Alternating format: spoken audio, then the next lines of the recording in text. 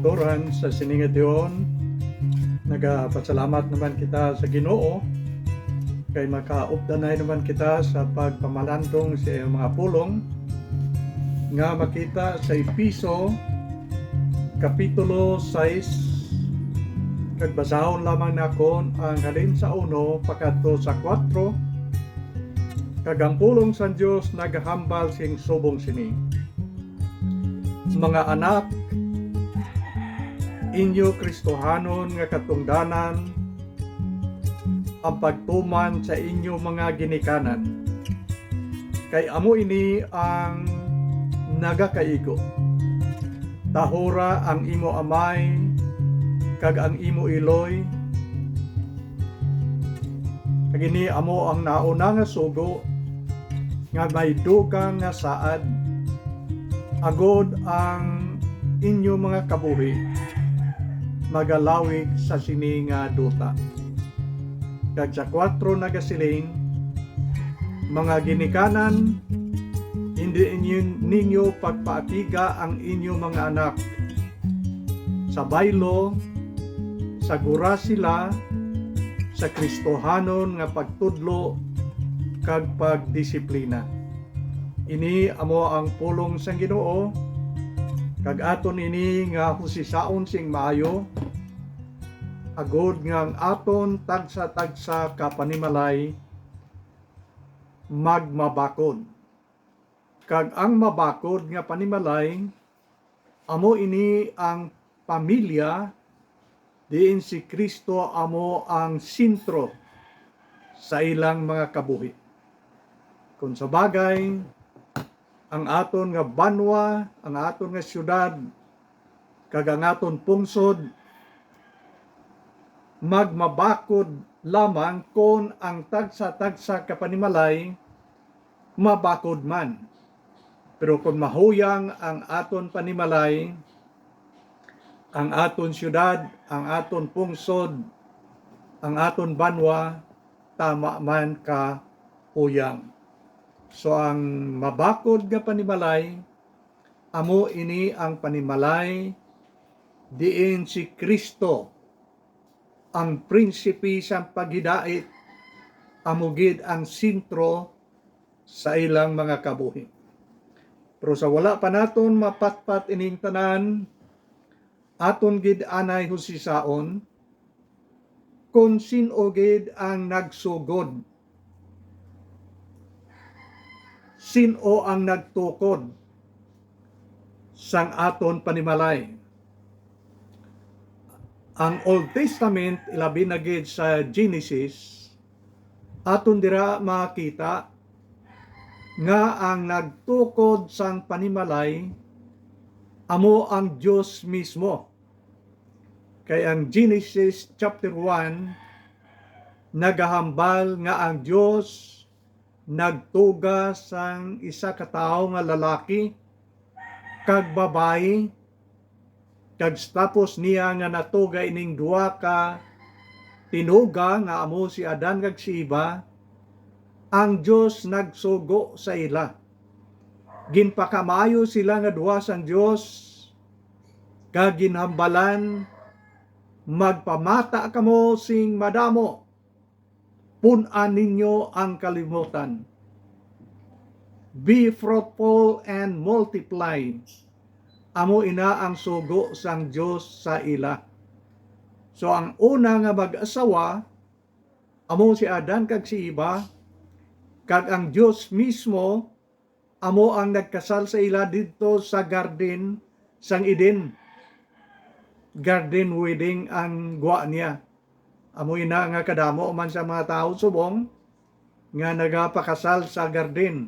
Sigurgon sunod nila ang kasal ni Adan kag ni Eva, kag ang Dios amo ang nagkasal sa ila, kag ang Dios amo ang nagsugo sa ila nga dapat sila magpamata sing madamo. So aton talupangdan nga ini nga plano sa pag-asaway kag pagpamata naghalin mismo sa Ginoo. Kag tungod sina ang Dios wala magkulang, sa pagtudlo sa aton. Halin sang una tubtob subong nagatudlo siya sa aton sang mga pagsulundan nga dapat sundon agud nga ang tagsa-tagsa kapanimalay magmabakod, hindi nga mahuyang kag hindi dali mabungkag. Pero ang Dios nga maalam nga nagsugo sa una naton nga ginikanan nga magpamata sila sing madamo kung aton tun-an ang bilog nga ginatudlo sang bala nga kasulatan halin sa Old Testament pakadto sa New Testament. Ini nga Dios nga maalam nga nakahibalo kung ano ang maayo para sa aton, naghatag man siyang kahilwayan sa mga tao. Hilway ang tao sa pagpangasawa o kung hindi magpangasawa, magpamana o kung hindi magpamana. Ginhatagan sang Diyos sang kahilwayan ang mga tao. Kung gusto sang isa ka lalaki nga hindi siya magpangasawa, hindi man inasala sa tubangan sang Diyos. Kung magpangasawa siya, okay man para sa Ginoo, kaya amo na ang plano sa Ginoo nga magdamo ang tao sa kalibutan. Pero bisan pa sina nga muna ang plano sa Ginoo nga mag-asaway ang tao para magdamo, ginhatagan niya gyapon kita sang kahilwayan. Pwede man nga hindi magpamana o kung hindi magpangasawa, suno sa imong gusto kung ano ang maayo sa imong kaugalingon. Sulito lang nakon, kung ang isa ka tao ginpili niya nga hindi siya magpangasawa, ang isa ka babae ginpili niya nga hindi siya magpamana, hindi man inasala sa tubangan sang Dios, kay gintugot ina sang Ginoo.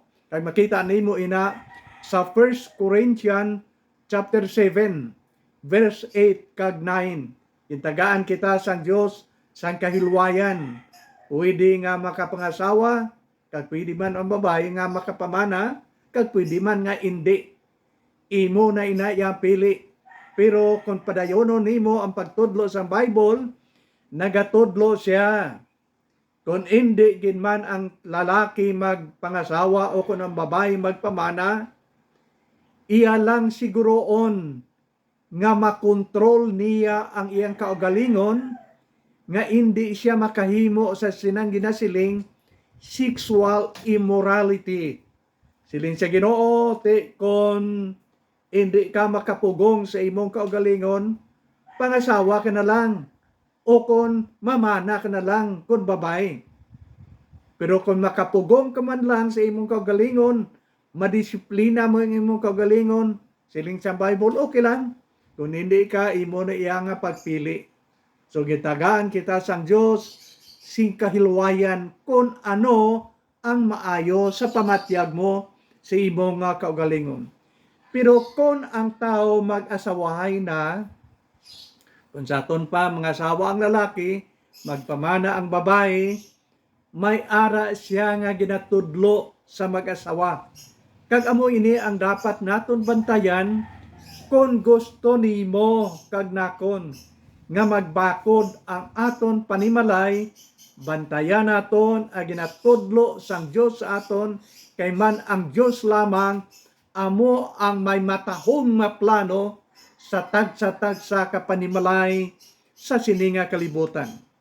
Ang 1 Corinthians chapter 7 verse 10 kag 11 nagatudlo ini sa aton nga ang mag-asawa dapat nga hindi nagid sila magbulagay.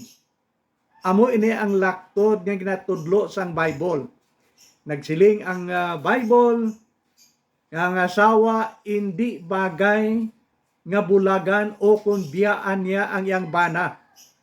Kag ang bana man, hindi man bagay nga biyaan niya ang iyang asawa. So ang pag-asaway, ang ginatudlo sang Dios, permanente na ni. Kung mag-decide ka nga magpangasawa o kung magpamana, siling sang Ginoo, permanente na ina. Wala na asang atras, mag-atras pa sa isa kag-isa. Kag ginapadayon ini ni Kristo sang pagtudlo sa mga tao sang diri pa siya sa duta. Kag ini makita sa Mateo kapitulo 19 halin sa 1 pagkadto sa 9. Anong ginantudlo ni Kristo sa mga tao sa diri pa siya sa duta?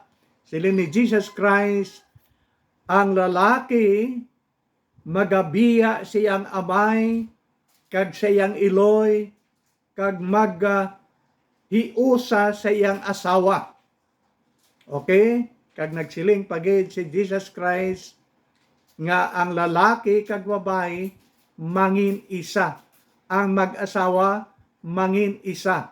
Kung imo inaisipon, hindi ina makabig nga 1 plus 1 equals 2. Ang bana, dugangan sa asawa, 2. Hindi ina insakto kung mag-asawa ang paggabalan.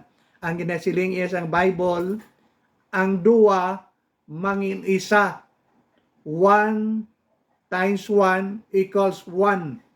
Ang pagkabig sang 2 ka persona, ang lalaki kag babae, isa lang sila, siling ni Kristo. Ang 2 mangin isa. Kag ang siling ni Jesus Christ amo ini, ang gin-isa sang Dios hindi pagbungkagon sang tao. Ang ini-isa sang Ginoo hindi pagbulagon sang tao. Ina nagapaintindi nga ang pag-asaway sang tao permanente kay ang 2 ginhimo nga isa. Ang 2 katao nga ginhiusa sang Dios hindi pagbulagon sang tao. Okay. Ari gin-isa-isa ini pagtudlo sang Dios sa aton. Kay nakahibalo siya nga ang tao may ara nga depekto. May kaluyahon kita. Pero kung sundon naton ang mga ginatudlo sang Dios sa aton, sa tunga sang aton kaluyahon, makaangkon kita sang ginasilinga kabakod kag kaayuhan halin sa Ginoo. Ang ginsiling sang Dios amo ini, kag makita naton ini sa Efeso 5:21. Ephesians chapter 5 verse 21. Ang siling sang Dios sa mag-asawa, ang asawa kag ang bana dapat nga magpasakop sa pagpangulo ni Kristo. Dapat nga magpaidalom sa pagpangulo ni Kristo. May mga manami nga makita naton nga mga dinalan nga nagasiling si Kristo amo ang pangulo sa sininga panimalay. Christ is the head of this family. Okay, mahimo lamang ina nga si Kristo amo ang pangulo sa panimalay kung ang mag-asawa mismo magpasakop, magpaidalom sa pagpangulo ni Kristo. Ari ang laygay o kung ang ginatudlo sang Bible sa aton sa mga tao nga nagapaidalom sa pagpangulo ni Kristo. Primero, sa Efeso kapitulo 5, kag makita nimo ang 2 ka verses, siguro aton gid ini husisaon sing maayo, pwede man nga mahambal na kon diretso, pero tilawan naton nga basahon ang Bible, agod nga ang Bible gid amo ang diretso nga maghambal sa imo kag sa akon. Ang siling sang Bible, una, ginsugo niya ang mga bana. Ano ang siling sang Dios sa mga bana? Sa kapitulo 5 sang Efeso, versikulo 22 nagasiling. Mga bana, okay, diretso kita sa 25, no? Efeso 5, versikulo 25 nagasiling. Mga bana, higugmaan ninyo ang inyo mga asawa, subo nga si Kristo naghigugma sang iglesia kag naghatag sang iyang kabuhi tungod sa iya. Kag ginsulit pagid ina sa 28 nga nagasiling, ang mga bana dapat gid maghigugma sang ila mga asawa. Amo ina ang sugo sang Dios sa mga bana. Ang Dios nga nakaibalo kung ano ang maayo sa aton, nagsugo una sa tanan nga ang mga bana dapat nga maghigugma sa ilang kaugalingon nga mga asawa. Kagyari naman diri sa naunang Korinto kapitulo 13, makita naton kung ano ang maayo nga klase sang paghigugma nga ginahambal sang Dios sa aton sa mga bana. Okay, halin sa naunang Korinto kapitulo 13 versikulo 4 nagasiling, ang gugma mapinasinsiyahon kag malulo, ang gugma hindi maimon, hindi palabi-labihon o kon bugalon, ang gugma hindi bastos, hindi maiayahon o kon maakigon, ang gugma wala nagadumot, ang gugma wala nagakalipay sa kalautan, kundi nagakalipay sa kamatuoran. Ang gugma nagbatas sang tanan nga mga butang, nagapati sang tanan nga mga butang, nagalaom sang tanan nga mga butang, kag nagaantos sang tanan nga mga butang. Katapusan nga linya nagasiling, ang gugma wala sing katapusan. Dumdumon na naton inang katapusan nga linya nga ginsiling sang Dios, ang gugma wala sing katapusan. Amo ini ang plastada nga ginahambal sang Dios sa mga bana kung gusto nimo nga magmabakod ang imong panimalay, ang ginatudlo, ang ginalaygay sang Dios sa mga bana nagasiling, mga bana, higugmaan ninyo ang inyong kaugalingon nga mga asawa, kagina nga paghigugma sila niya, wala sing katapusan, katulad sang paghigugma ni Kristo sa iyang mga katawhan. Ginahigugma kita sang Dios sang wala sing katapusan. Busa ang mga bana katulad sina maghigugma man sa ilang mga asawa sang wala sing katapusan. Okay, aton pagitanahon ang mga kamatuoran nungod sang may kantanan sa paghigugma. May tatlo ka klase sa paghigugma nga ginatudlo ang balaan nga kasulatan sa aton. Una sa tanan, mayara nga paghigugma nga nasiling romantic love. Ina nga paghigugma, amo ina ang paghigugma nga ginapatuhoy sang mga bana sa iyang asawa, kag sa iyang asawa sa iyang bana. Ang romantic love, hindi mo na iya magamit sa iban nga babae o kon sa asawa sa iban nga lalaki. May boundary, may kudal ang romantic love, para lang ina sa imong asawa kag para lang ina sa imong bana, kag hindi mo na magamit sa asawa sang iban nga tao kag sa bana sang iban nga tao. Romantic love, dumdumon naton, may kudal, may boundary. Dira lang ina iya sa mag-asawa kag hindi ina para sa iban. Ang isa ka klase sa paghigugma nga ginatawag ini friendly love. Higugmaon man sang bana o kun sang asawa ang iya nga pares, partner, sang gugma katulad sang paghigugma sang abyan.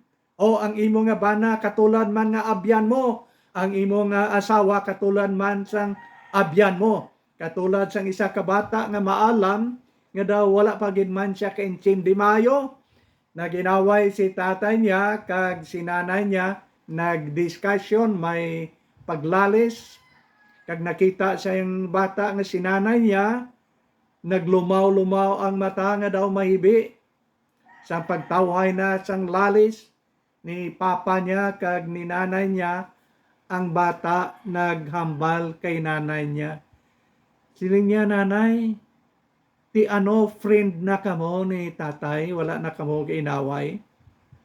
Gamito nato ang termino friend na kamo ni tatay. Ina, isa kapulong nga magamit man sa mag-asawa. Dapat ang magsawa, may romantic love, pero dapat may friendly man love sila, nga nagaabyanay man sila nga dua. Kagag isa nga klase sang pagigugma, nga mo ini ang pinakamataas nga klase sang pagigugma nga ginatudlo sa aton, amo ini nga sila nga divine love o kon Christian love. Amo na may kanta sa simbahan nga ginakanta pirmi naton nga nagasiling, "Oh, I love you with the love of the Lord. I love you with the love of the Lord." Divine love, Christian love, hindi ikaw makahigugma sang Kristohanon nga pagigugma o kung Diyos nun nga pagigugma sa iban, kung wala sang Diyos mismo sa sulod sang imo kabuhi. Makahigugma lamang ikaw sa iban sang Diyos nun nga pagigugma kung ikaw nagtuo kag nagbaton si Kristo sulod sa imong kabuhi, kag si Kristo na amo naghari sa imong tagipusoon. So may tatlo ka klase sa paghigugma nga dapat naton himuon bisan pa sa aton asawa kag subana. Amo ining na siling romantic love, friendly love, kag divine love. Diyos no nga klase sa paghigugma, kag ang Diyos nagapaabot nga himuon naton ini, kay ini amo ang makapabakod sang tagsa-tagsa ka panimalay kung ang paghigugma amo ang naghari sa sulod sang aton panimalay. Ang bana ginatudloan nga higugmaon ay ang kagalingon nga asawa, kag ang asawa man ginatudloan man sang Dios. Ano ang ginatudlo sang Dios sa mga asawa? Okay, hindi ko na pagbasahon ang Bible, pero hambal ko lang ang ideya nga ginasiling sa Episo Kapitulo 5 kag 6. Nga nagasiling, mga asawa, dapat kamo nga magpasakop sa pagpangulo sa inyong mga bana.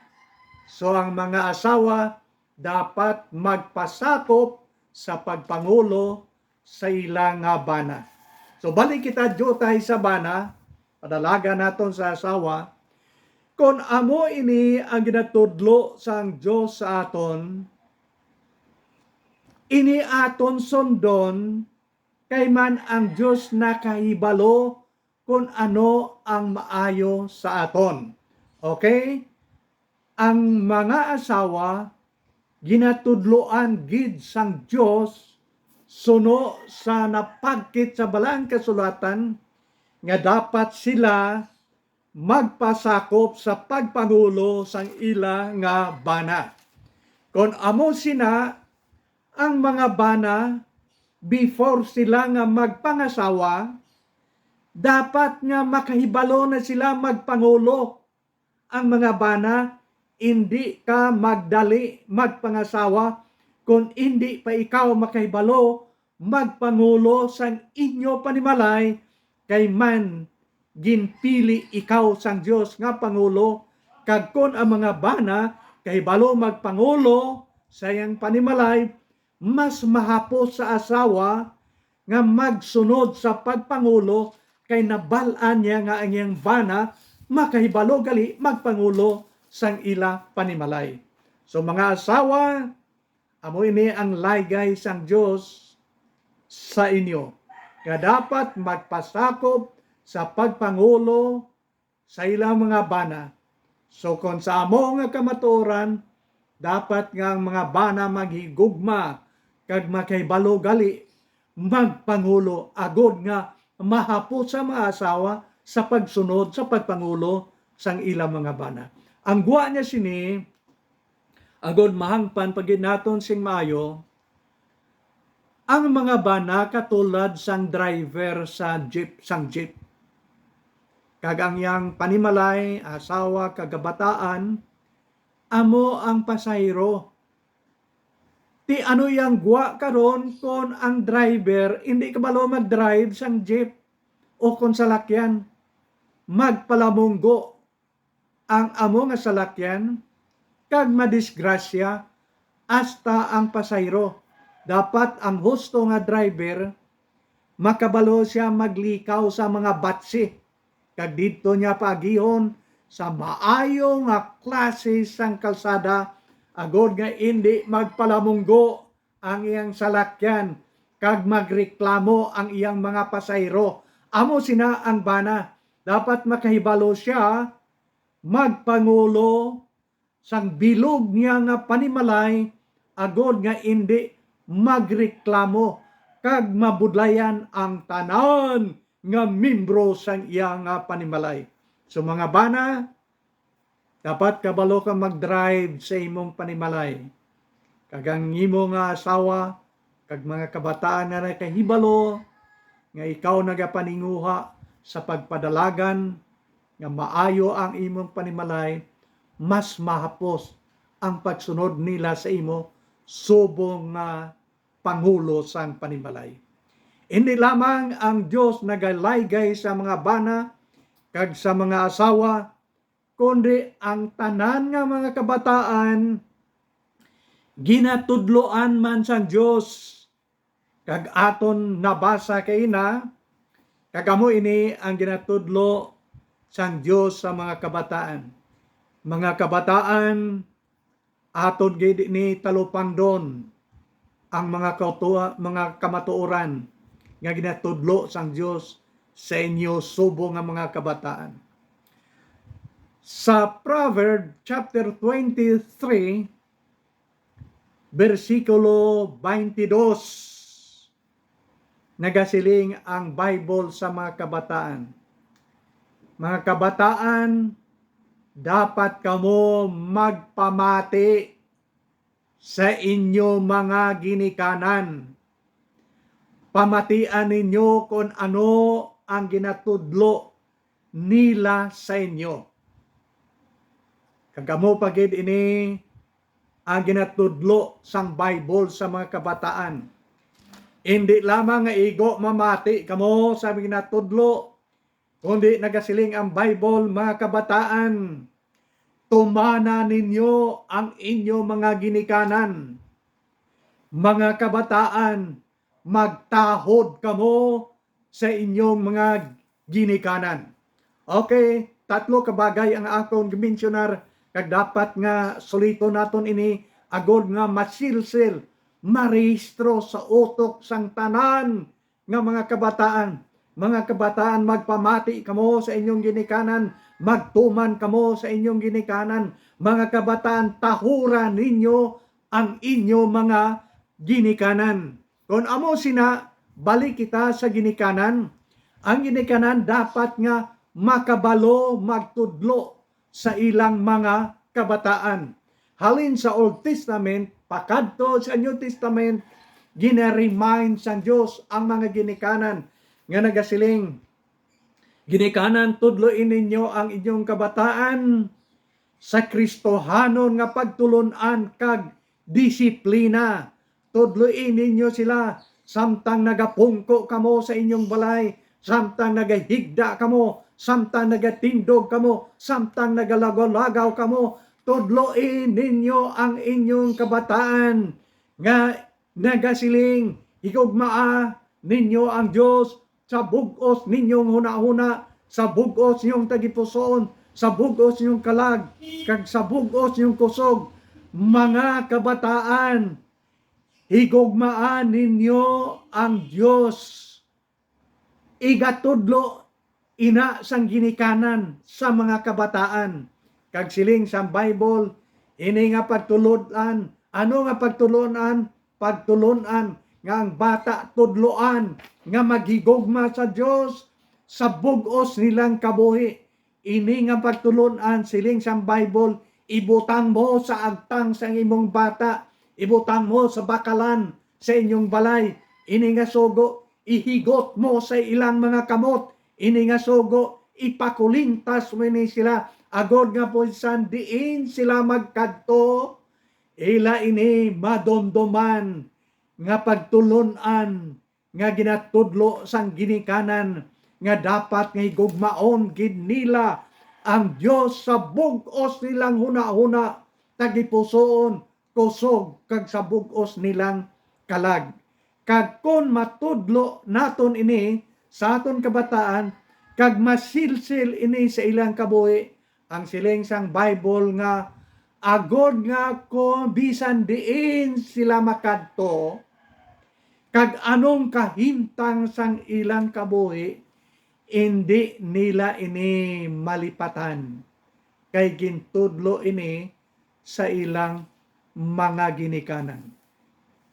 Ang isa ka bata nga hindi magpatudlo sa ilang ginikanan, masiling nakon ina nga bata wala sing maayo nga palaaboton, madulom ang palaaboton sa sina nga mga kabataan. Sa piyak nga bahin, kung ang ginikanan hindi man magtudlo sina nga kamatuoran sa iyang kabataan, ina nga kabataan masiling nakon nga wala gid sila sing palaaboton, kay wala man sila gintudloan sang ila mga ginikanan. May isa ka tao nga kilala ginakon, kag nabalaan ginakon nga ini nga bata tama giya katig-a siyang ulo. Nga bisan ano ang igatudlo siyang ginikanan, siyang nanay kag tatay, wala gid siya gapati. Bisan sa eskwelahan, tama gid siya ka rebelde. Ang iya gusto amo ang matuman pirmi. Ang ginatudlo sang mga tao sa iya nga maayo, wala niya ginasunod. Tungod kay amoy na ang lifestyle niya,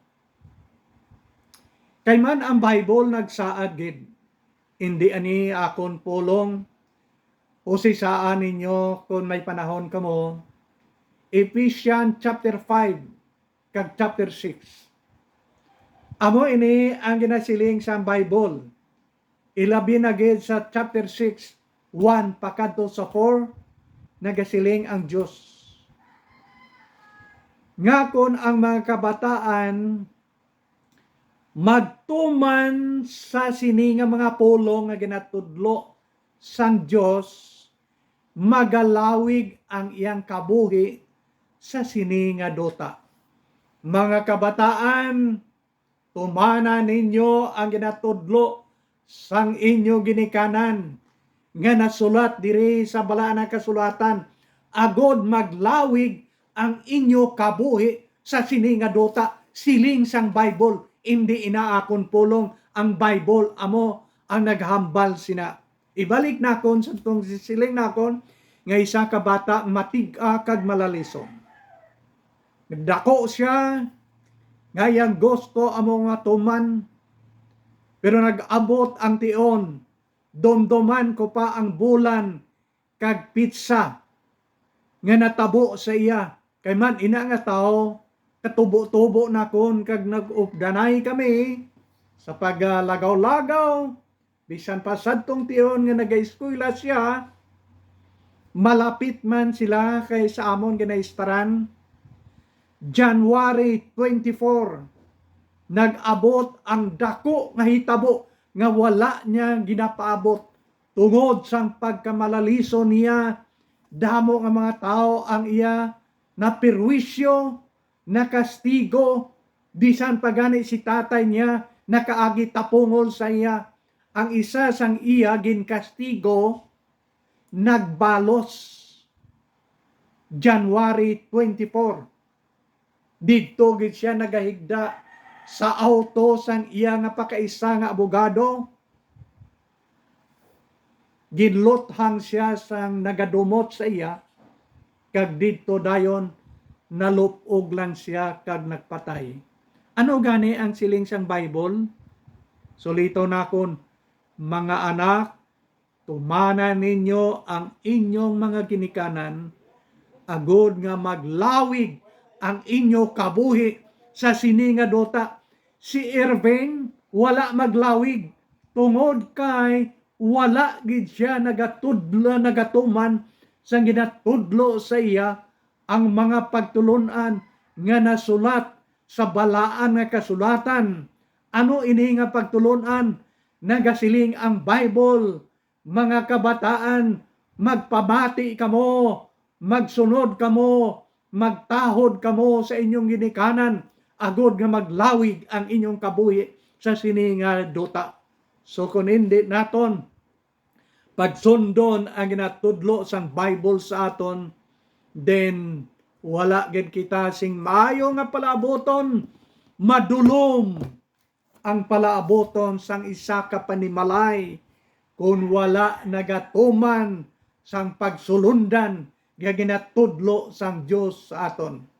Ang Dios amo ang nagtukod sang aton panimalay, kag tungod sina ining maalam ng Dios nga nagahigugma sa aton, hindi buot nga aton panimalay mabungkag kag magpalamunggo. Ang gusto niya nga ang tagsa-tagsa kapanimalay makaangkon sang kalinong kag Dios nun nga paggilinaway sulod sa aton panimalay nga ang gugma amo ang nagahari. Pero matabo lamang ina kung kita magasunod sa pagsulundan sang Ginoo nga aton ginton-ana nga nagasiling, mga bana, higugmaan ninyo ang inyong kaugalingon nga mga asawa, kag mga asawa nga ang inyong mga bana nagapaninguha sa pagpangulo sa inyong panimalay. Dapat kamo magpaidalom, dapat kamo nga magsunod sa pagpangulo sa inyong mga bana. Kag mga kabataan, kung gusto ninyo nga makaangkon sing maayo nga palaboton, dapat nga magsunod kamo sa mga ginatudlo sang inyong mga ginikanan. Ang Dios naton interesado gid kag gusto gid ini sang Ginoo. Siguro amo man ini ang aton gusto, pero amo ini ang gusto sang Ginoo. Ang Dios gusto nga ang tanan nga membro sang panimalay, halin sa amay, sa asawa kag kabataan. Ang gusto sang Dios amo nga ang tanan nga membro sang panimalay makaangkon sang kaluwasan sang ila mga kalag. Amo ina ang Bible nagahambal. Ang siling sang Dios sa Acts chapter 16 verse 31, may nagpamangkot. Ang pamangkot amo ini, ano ang buhaton ko agod maluwas ako? Ang sabat amo ini, magtuo ka kay Ginoong Hesus, ikaw kag ang imong panimalay, agod makaangkon kamo sang kaluwasan sang inyo mga kalag. Domdomang pulong, ikaw kag ang imo panimalay, bugos nga panimalay. Amo ina ang gusto sang Dios. Ang gusto sang Ginoo nga ang bugos nga panimalay magapuyo dito sa langit. Hindi gusto tani sang Dios may isa ka membro nga makadto sa impierno kag mag-antos sa linaw sang kalayo. Pero ining tanan matigayon lamang kung ang tagsa-tagsa ka membro sang panimalay magtuo kag magbaton kay Kristo sulod sa iyang kabuhi o kon tagipusoon.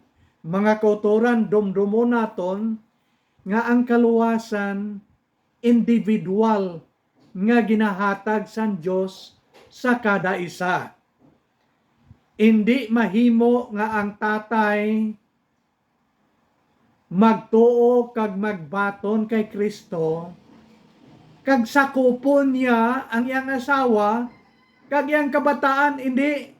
Ang asawa dapat man magtuo kag magbaton kay Kristo, amo man ang kabataan. Ang kada isa, ang kaluwasan wala sakupay. Hindi masakop sa banay ang asawa, hindi masakop sa asawa ang bana kag kabataan. Kada isa dapat magbaton sa Ginoo. Katulad inibla sa sining lapdag karon nga siling naton nga balatian COVID-19. Kung gusto sa nga asawa nga maproteksyonan ang iyang lawas nga hindi malatnan sang COVID-19, gina-encourage siya nga magpabakuna. Agod nga may ara nga ginatawag nga makaprotect siyang lawas, magpabakuna siya. Pero ang asawa hindi magsiling kag makasiling sa doktor kag nurse. Magsiling siya, Dok, may 5 ko kabata kag akon nga asawa akon bana, pero nabilin sa balay. Ako na lang, Dok, ang mapabakuna para sa ila. Sakupa na lang, bali, anom ka bakuna ang iturok sa akon. Pwede na? Sakupon mo sila? Hindi pwede. Dapat nga ang kada isa magpabakuna. Hindi nga magpasakop siya babakuna. Magkadto sila, mag-submit sa ilang kaugalingon dito sa nurse kag doktor kag magpabakuna. Amo ina ang dagway sang kaluwasan. Kada isa individual magtuo kag magbaton.